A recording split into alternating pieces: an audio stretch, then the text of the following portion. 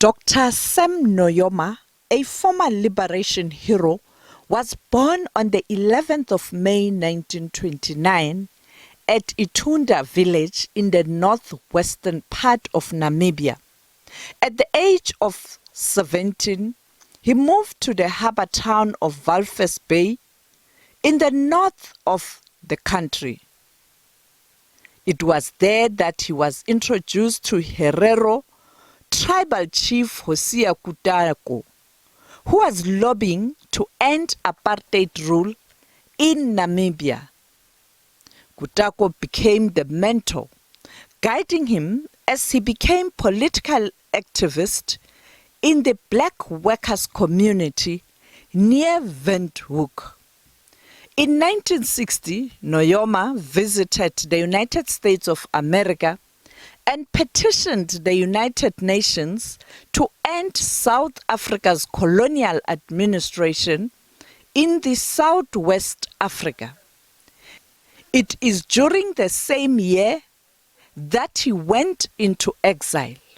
In 1989, Nujoma led the signing of a historic ceasefire agreement with South Africa, resulting in the implementation of the United Nations Security Council Resolution 435. In September 1989, Nujoma made a historic return to his homeland and was received with much joy and excitement by thousands of Namibians who lined the streets to welcome a man they referred to as a brave fighter who led the freedom struggle. On arrival, Nujoma criticized the then apartheid South African military forces for still carrying out assassinations of his SWAPO leaders and activists in violation of the UN-sponsored ceasefire resolution. And they are cowards, as a matter of fact. When the war was on, where were they? In this country, there is a terror campaign, well organized by the South African government. It's daily being carried out. In his first address back home as SWAPO leader, Nujoma emphasized his party's commitment to reconciliation with the former apartheid oppressors. SWAPO has committed itself to a policy of genuine national. In 1990, Nujoma became the country's first president elected by the Constituency Assembly. Delivering his Independence Day speech, he acknowledged the pain and suffering that Namibians had experienced during their decades-long liberation struggle. Our nation is finally free and independent. On a silver platter, we fought and sacrificed for it. Namibia is achieving nationhood with a proud history of martyrdom. On regional issues, Nujoma was a close ally of the then Zimbabwean President Robert Mugabe.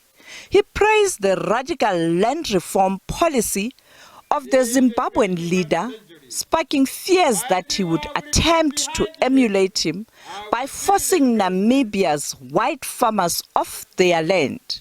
The colonial settlers in Zimbabwe today.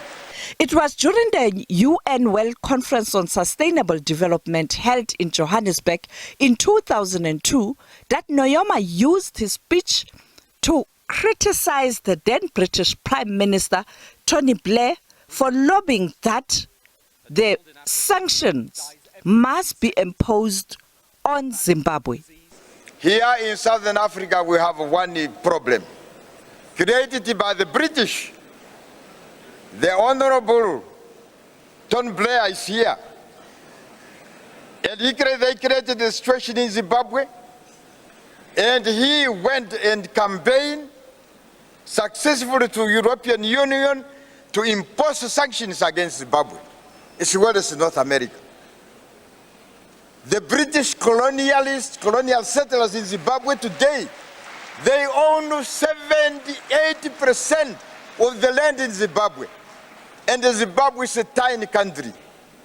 And it has 14 million indigenous who have no land.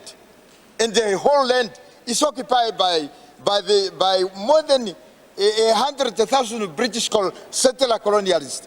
This situation must be, this summit must make money available, especially the European Union, who have imposed sanctions against Zimbabwe, must be lifted immediately. Otherwise, it's useless to come here and tell us all things that are not right. As a strong proponent of Africa's socio-economic renewal, Nujoma was amongst those who actively supported the Africa Renewal Initiative, NEPAD, which was led by some African leaders, including former President Thabo Mbeki.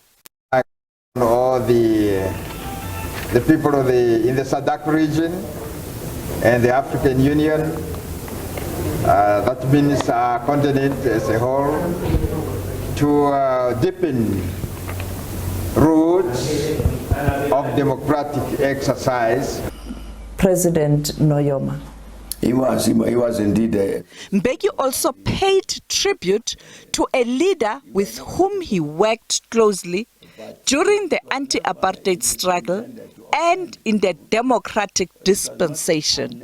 President Nujoma was one of our leaders. I mean, one of our leaders in a real sense of that word, because we didn't treat him as a leader belonging to another organization. He was one of our own leaders. President Nujoma, of course, of the relationship between SWAPO and the ANC. President Nujoma was to us one of our leaders. Not a leader of SWAPO, but a leader of our own struggle. That's the connection between the two organizations, because we both had one oppressor, which was the apartheid regime, and therefore this common struggle for liberation was a common struggle to defeat the same enemy. From his time as a liberation warrior, one of Nujoma's key objectives was to see Africa overcome the impact of the Cold War era, which resulted in African countries divided along the Western and the Soviet political and socio-economic ideologies. What I want is peace. I wish to see peace in Africa, peace in the world, so that since Cold War ended, I had the hope that Africa is now liberated, and we should now concentrate all our efforts towards economic development and the eradication of poverty. But it seems that wherever human beings exist, there are always some problems or differences and wars. But I quite optimistic that we will achieve peace in our lifetime. Sophie Mukwena, SABC News, Johannesburg.